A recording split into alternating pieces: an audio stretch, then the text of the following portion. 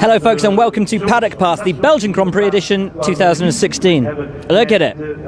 Isn't she beautiful? Bathed in sunlight. Eau Rouge. The hill's not Eau Rouge. Eau Rouge is the bit at the bottom where the track passes over the river. Eau Rouge, red water. Shall we go for a walk, Dan?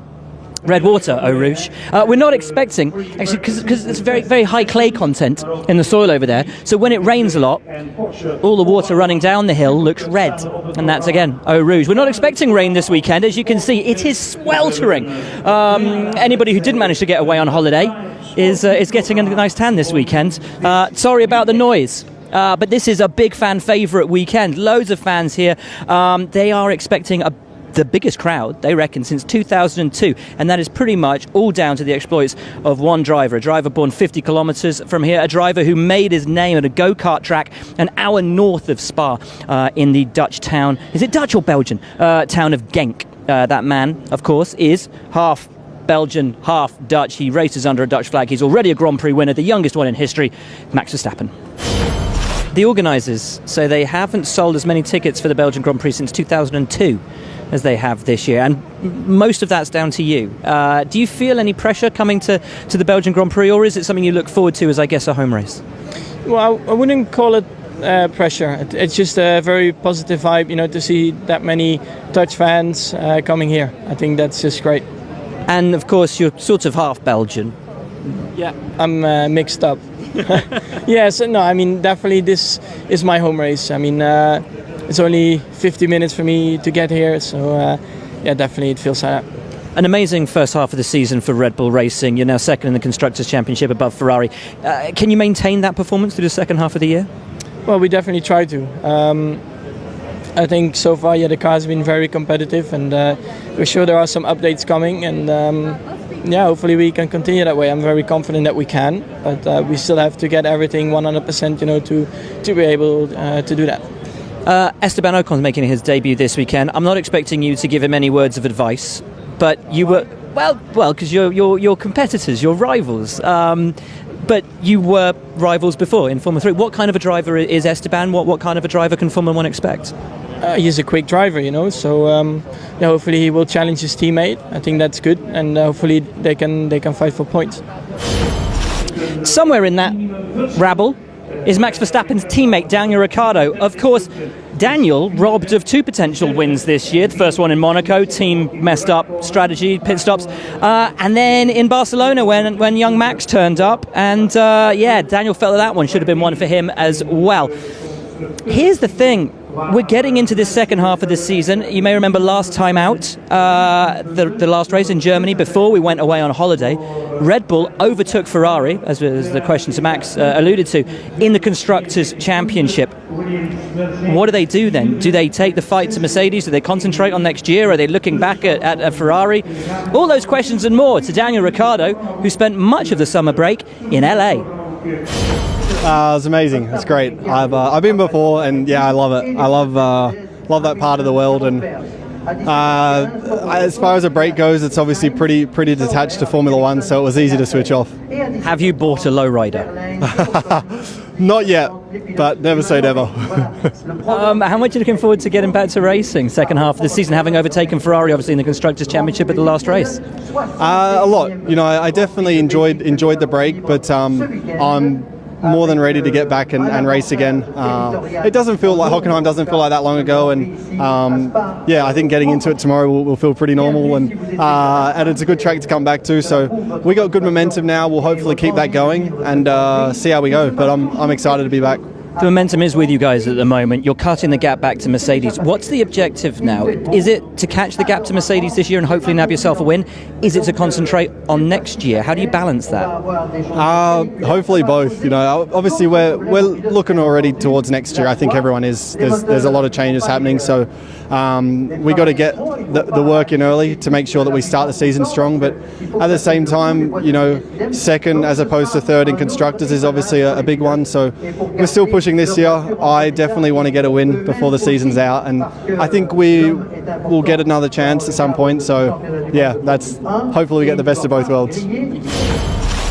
And traditionally, in the August break, we don't get too much news. Most of the journalists who go away on holiday, they do all their interviews at the last race in Germany. They spend 2-3 days writing up all the stories, and then they leave them behind while they go on holiday so that they can be fed through in drips and drabs over the next 2.5 weeks to give the impression that the journalists are still working when they're not. They're away on holiday. But one news story that did crop up during the summer break that wasn't pre-written is to do with Manor F1 team. Rio Haryanto has run out of money, and as such, his seat has gone, handed instead to young Mercedes driver, Renault reserve driver Esteban Ocon. He is a Formula 3 champion, he is a GP3 champion, and is a desperately impressive, desperately quick young man. I'm very excited to see him make his debut in Formula 1 alongside Pascal Wehrlein at Manor, and at just 19 years of age. 19 years of age and about to make your Formula 1 debut. It seems so young to us, but how many years have you been racing for? For 15. So 15 years of experience in for sure in go-kart and everything, but no, it feels amazing to finally arrive here. I've been dreaming for that, so yeah, looking forward to start a Grand Prix and to do an FP2. It will change my mind. And your third Grand Prix car this year, yeah. But your first one that you will race. Yes, yeah, special feeling, different. It feels much different to take part of a Grand Prix. You are much more busy and you see it straight away on the first day. I have no time for me, but it's what I wanted, and I'm happy that it happens. You're an F3 champion, you're a GP3 champion, you're used to winning races, winning championships. Obviously, you're not going to be doing that in a Manor. How much have you had to change your mindset to the fact you won't be fighting for wins, or has the difficult time in DTM at the start of this year kind of helped with that? Yeah, for sure. Well, I'm a professional racing driver now, so you need to see things differently and to get different approach. I take this approach as a learning curve. I need to learn as much this year as possible, learning the new tracks, learning everything, how the system works, to be ready for the future if there is one. I'm looking forward to start. Your teammate obviously came straight from DTM to Formula 1. Do you think he'll be able to give you any advice, or given that you're both Mercedes junior drivers, both looking to impress your bosses, do you think it will be very much separate sides of the garage and figure things out for yourself? No, I don't think there is a rivalry really. We are... I come as a new driver in the season, which is not an easy task. I have a lot to learn, and I have a lot to learn from him. So I will look at what he does, a lot of his data for sure, to be ready for qualifying. And yeah, the qualifying is the important part. So all the practice will be there for me to learn. And obviously, you've only got half a season with the team. Do you see this as a rehearsal, a chance to prove how good you are, and with that, is there pressure on you, or do you just have to take it as enjoy every moment? There should be pressure on me, but I don't feel any. No, it's great. I think that way. I take it as it is at the moment, and I'm enjoying the moment first, and I think that's what you need to do. Enjoy the moment, work good with your team, do what they say, and that's the most important, to make them happy, and then I'm happy. We all know the story of Haas, of course, that amazing debut in Australia, points in the first couple of races. As we came towards that summer break, though, started to go a little bit rocky, as of course it's going to for a brand new team. Every day cannot be Christmas for them. Romain Grosjean, a desperately experienced driver who has had his fair share of, shall we say, contrasting fortunes at this track, received a race ban for his moment of madness up at Turn 1 a few years ago. That can't have been a very pretty shot, Dan. Just some dustbins. That's where Romain Grosjean thought his career was going to be after he got that race back. He pulled it back, though. And last year, in a really hard year for him and the Lotus F1 team, when they just had no updates at all, somehow played the race perfectly, and Grosjean got on the podium. Can he expect such heroics this year for the new Haas F1 team? Hello, Romain. Hello. How are you? Good, you? Very good, mate. Very good. You got a podium here last year. It's going to be one of those days, isn't it? You had a great result, podium last year here. Obviously, probably not looking at a repeat performance this year. What are your expectations coming here after what was a great first half of the season? Yeah, it was a great first half. Very good memory from the podium last year. Who knows? Maybe I'll stand up there on Sunday. I know the way, so it would be great.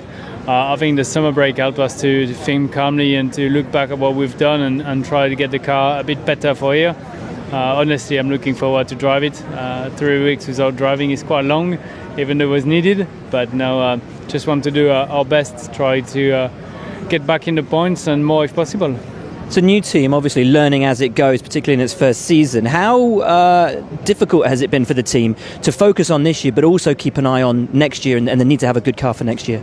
Yeah, we do need to have a good car for next year, and I think the whole target of the team is to be stronger next year than we are this year. So we set up the bar quite high already, and we want to improve from there. So the focus has been switching to 2017 quite early on, but the engineers are still working hard on 2016, and I think we will try different things. We'll try to understand more and more about the car, about the tracks as well, what needs what, and hopefully we get a lot of data for next year, but we get the right things at the right time as well this year. Big confidence and talk about next year for you. Obviously there's certainty, clarity, you will be with Haas next year. Everyone's talking about who's going to end up where next year, but you will be at Haas next year. Well, there's good chances you see me in the same outfit. The sun also shines, easy for me to say, on McLaren Honda. Honestly, I'd say in the first half of the season, if you're weighing it up, who had the best first half of the year in terms of how they progressed. Red Bull Racing obviously made huge strides forward, but I got to say it's these guys. I think when you look at where they were last year, where they were at the start of this season, where they were when we went to the August break, McLaren have made incredible strides forward. So much talk in the paddock at the moment about who goes where, which drivers are going where. Big talk around Stoffel Van Dorn, but we expect Fernando Alonso to be back again next year, third year of 3 with his McLaren contract. How is he viewing the team's year so far? What's he expecting from this weekend, and who is he expecting to be racing with next season? Hello, Fernando.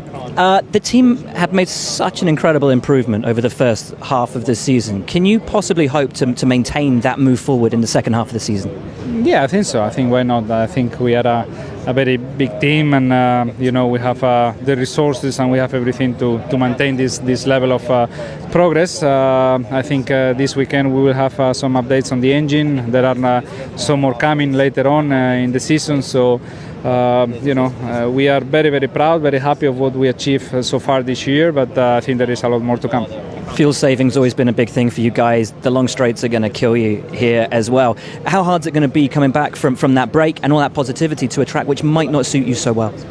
This is going to be challenging, definitely. This is a circuit that requires a lot of power and a lot of fuel efficiency, so we will struggle a little bit there, but some of the updates probably help us, so we see. Scoring points this weekend is going to be challenging and tough, also in Monza next one, but I think we are moving in the right direction. Definitely very, very happy with the progress, and I think in the 9 races that we have now, some of them will be very, very competitive. Everyone's talking about driver movements for next year. You're locked in, obviously, with McLaren for another year. Stoffel Van Dorn is a name on everyone's lips. If he's to be your teammate next year, what kind of a teammate do you think he'll be? And if the team end up losing him and he goes somewhere else, what kind of a rival do you think he would end up being? Difficult to know until you are in Formula 1, but we saw already one race from Stoffel in Bahrain, and he was very quick, he was very consistent, scored 1 point, so I think he's ready definitely to jump into the car and deliver the results. So if McLaren decide to put him in the car, I think as a teammate will be good challenge for me, and also will be some fresh air in the team, some new ideas, so that's always welcome. If not, I think with Jenson we will try to keep improving the car and hopefully fight for bigger things next year after 2 years of struggling. And as a rival, I don't know Stoffel, but that's less important. We have to concentrate in our own team. Now, incredibly, as we come into this second half of the season, what had looked like being a very stagnant driver market is suddenly in play. And incredibly, the man who holds the driver market in his hand is Sergio Perez. Last couple of races, interesting comments coming out of Sergio and Vijay Mallya at the team. Vijay Mallya saying Sergio is signed for next season. Sergio saying, well, it's not up to me, it's up to my sponsors, and I've got to meet them in the summer break so that they can tell me what they want to do. Now, we thought that was just, ticking a box and away we'd go. But according to Sergio, things are not as clear as we might have thought. Here is the Mexican on what is becoming a very convoluted potential driver market. Checo, before the August break, you said you had to go to Mexico, you had to speak to your sponsors, and they would decide where you're going to go next year. How was the meeting with the sponsors, and what did they decide? They decide nothing yet. So I hope in the next couple of months we can announce what's going, where I'm heading, or what I'm doing with my future. I'm not stressed anymore about it. I know that whatever happens, that will be the best for my future, and I will give my best. So right now I want to focus on Spa, enjoy the present, and try to close up the gap to Williams and beat Williams. It seemed like it was just a formality going to speak to them about funding for next year and that you would be back at Force India as you have a contract here. The fact it's taking so long, does that suggest that you're leaning towards leaving the team now? I've always said that I'm very happy here in the team. I've had tremendous 3 years here, a lot of enjoyment, and I think it's a very key part of the decision, that wherever you are, that you enjoy what you're doing, that you have fun, that you like the people, and here I enjoy it a lot. So we'll see what happens. Obviously, the decision is not fully on my side, but we'll see. So Perez, interestingly, can't say definitively that he will be back at Force India, which leads to the thinking, well, if he's not going to Force India, where's he going to go? Many people think that Sergio Perez will end up in yellow and black next season racing for Renault, possibly alongside Esteban Ocon. Now, bear in mind, this is all, it's posturing at the moment because no one's really sure who's going where. Sergio, though, if he does leave Force India, as it's increasingly looking like he's going to, Renault, we think, is the most likely destination for him. Williams, a potential. Renault, the most likely. Now, we've touched also on McLaren. If Stoffel van Dorn goes to McLaren, whither Jenson Button? Does he go to World Endurance Championship? He's suddenly started saying very good things about World Endurance Championship. Why? Don't know. Or might he end his career where he started his career here at Williams? We don't think Felipe Massa will be back next year. There is a rumour, though, that there might be a Brazilian here. Felipe Nasr from Sauber has a little bit of money from the Brazilian banks. Brazil doesn't have that much money to throw around at the moment, but could Nasr and Button end up at Williams next year? That's another thought process. In which case, where does Valtteri Bottas go? I reckon if Bottas leaves Williams, and he told us earlier today that he doesn't want to leave Williams, everything's cool, but it's not 100% that he'll be back at Williams next year. I reckon Bottas would be a neat fit at Force India. You think about his personality, you think about the way he races. Personally, I think Bottas is a solid Force India type driver alongside a Nico Hülkenberg. Don't you? I reckon he'd fit in like a house on fire. He'd get on with Otmar, Andy, all those guys. I think Bottas would be a solid Force India driver. So that's kind of where everybody's thinking at the moment. Well, so I'm thinking anyway, where they could go. Esteban Gutierrez at Haas said that he has a 2017 seat confirmed for next year, but he won't confirm that that seat is at Haas. So if he's not going to stay at Haas, where does he go? If Checo Perez leaves Force India, could Gutierrez, with the Mexican money that Force India needs so badly, could he turn up there?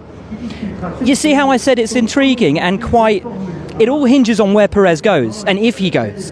If he does, it suddenly sparks a driver market which had looked stagnant and now looks very, very interesting. One team that does have its drivers sorted, though, for next year, Mercedes.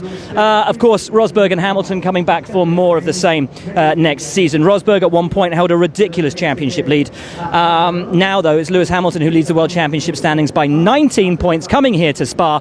But those engine penalties are going to start hitting him. He confirmed earlier today he will take an engine penalty here for a sixth unit on one of the parts of the engine.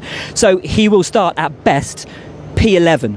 That is going to make this weekend very, very difficult for him. But here he is, having had what looked like on social media a phenomenal break and a lot of fun. Here is your World Championship leader, Lewis Hamilton. So you've got your race boots on.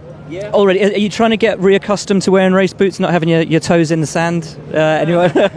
Not really. It's just this weekend I didn't really like the trainers they gave me, so I just put my boots on because I like these more. It's not about trying to get back into a racing, not frame of mind, but I guess frame of feet. Feeling back in the boots again. Actually, coincidentally, it works really well because I'm going to jump in the car, in the next hour or so. And normally I have to take my shoes off, but I've already got my boots on, so I just get in. Don't have to put my suit on, and ready to go. After 3 weeks off, do you need to reset yourself to forget the nice times you've had and really concentrate back on racing again, or does it just come naturally? It really comes naturally. I've been racing on such a long time, so it just comes naturally. I mean, I'm never really out of the flow. It wasn't so long that it's like, oh, you have to get back into it like it is over the winter. I feel like I was only just driving not long ago, so I plan to continue where I stopped and I finished, and I'm excited. To have overcome that deficit and to hold the championship lead that you now do, is the momentum with you? When we talk so often about the momentum, the concept of momentum, whether it exists for you as a competitive sportsman? Oh, well, I mean, scientifically, momentum is a real thing, but I think, I believe, but I think it's psychological, and definitely I'm on a good wave right now. I think I still, and then during my break even, was thinking, how blessed and fortunate I was to not have had failures and been able to perform the way I did and come back from, 62 points deficit, switch it around. I mean, it's... I feel really happy with it, really proud of the guys that helped me do it, and it gives me all the confidence that I can go and I want to do that again. So I just hope that after this weekend there's no other big issues that come in the way, because we've definitely had our fair share this year. First corner, the hairpin, and right up at Le Combe, 2 big flash points, always, or pretty much always, contact on an opening lap. With your penalty, how cautious are you going to have to be on the opening lap of the Grand Prix come Sunday? Is it something you're already thinking about? Yes, I mean, in press conference I was just saying I did my homework, so I generally am schooled on all the different scenarios, and I guess I haven't decided how I'm going to do it, but hopefully it will come to me, and hopefully I'll choose the right one. So that's your lot from Paddock Pass as Dan does his best JJ Abrams and gets loads of lens flare. Are you getting lots of lens flare? Mega, we could be in Star Trek. What was I going to say? Oh yeah, here's where you can see everything this weekend on NBCSN. We are looking forward to it. It's been lovely to have a break, but it's always lovely to come back. Lots of great storylines doing the round. Can Lewis fight back from his engine penalty? Can Rosberg take advantage? Can Ferrari get back on terms with Red Bull Racing? What can McLaren do? And what about Esteban Ocon? Pardon me. I'm really looking forward to seeing how that young man fares up against Pascal Wehrlein. I think we'll see more out of Wehrlein than we've seen so far this season, because he's got a proper competition on his hands now with Ocon. Can't wait to see how Ocon fares. And obviously, both of them are vying for that position of being Mercedes' favourite for the day in which either Rosberg or Hamilton leaves the team. That's your lot, though, from Paddock Pass. We're looking forward to the Belgian Grand Prix. Hope you are too. We'll see you over the weekend.